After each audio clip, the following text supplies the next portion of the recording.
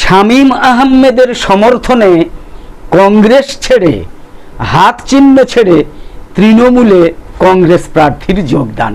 হ্যাঁ, পশ্চিমবঙ্গে দ্বিতীয় দফার ভোটের প্রচার শেষ হতে আর মাত্র কয়েক ঘন্টা বাকি আছে বলা যায়। 27শে এপ্রিল, আগামীকাল 27শে এপ্রিল সোমবার বিকেল 5টায় শেষ হচ্ছে সেই প্রচার।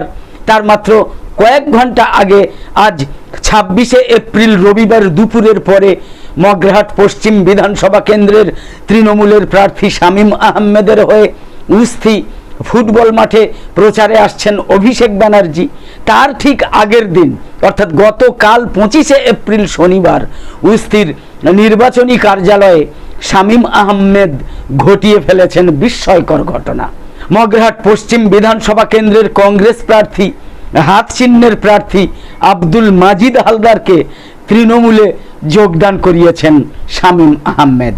অভিষেকের সফরের আগের দিন উস্থিতে সব থেকে বড় ঘটনা ঘটিয়ে ফেলেছেন তৃণমূল প্রার্থী শামীম আহমেদ, যাকে বলে একেবারে ব্রেকিং নিউজ। হাতে আর ভরসা নেই বলে অভিষেক ব্যানার্জির উস্থি সফরের আগের দিন জাতীয় কংগ্রেস দল ছেড়ে তৃণমূলে যোগ দিয়েছেন মগরাহাট পশ্চিম বিধানসভা কেন্দ্রের খোদ কংগ্রেস প্রার্থী, খোদ হাত চিহ্নের প্রার্থী আব্দুল মাজিদ হালদার। গতকাল শনিবার মগরাহাট পশ্চিম বিধানসভা কেন্দ্রের তৃণমূল প্রার্থী শামীম আহমেদের হাত ধরে তৃণমূলে যোগ দিয়েছেন মগরাহাট পশ্চিম বিধানসভা কেন্দ্রের কংগ্রেস প্রার্থী আব্দুল মাজিদ হালদার। একেবারে সব থেকে বড় খবর, শামীম আহমেদের হয়ে তৃণমূলের সর্বভারতীয় সাধারণ সম্পাদক অভিষেক বন্দ্যোপাধ্যায়ের উস্থিতে নির্বাচনী সফরের আগেই মগরাহাট পশ্চিম কেন্দ্রে বড়সড় দলবদল।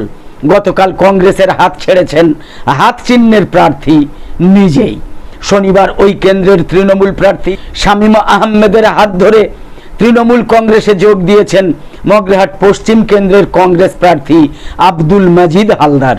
প্রথমেই বলেছি, রাজ্যে দ্বিতীয় দফায় বিধানসভা ভোট রয়েছে 29শে এপ্রিল বুধবার 142টা বিধানসভা কেন্দ্রে। আর তার 3 দিন আগেই শনিবার কংগ্রেস প্রার্থীর তৃণমূলে যোগদানকে ঘিরে এলাকায় রাজনৈতিক চাপানুতর শুরু হয়েছে। শুধু হাত চিহ্নের প্রার্থী নন, কংগ্রেস প্রার্থী আব্দুল মাজিদ হালদারের সঙ্গে কংগ্রেস ছেড়ে তৃণমূলে যোগ দিয়েছেন আরও শতাধিক কংগ্রেস কর্মী। ইতিমধ্যে হুমায়ুন কবিরের প্রার্থীও শামীম আহমেদের হাত ধরে তৃণমূলে যোগদান করেছেন কদিন আগে, এ খবর আপনারা দেখেছেন।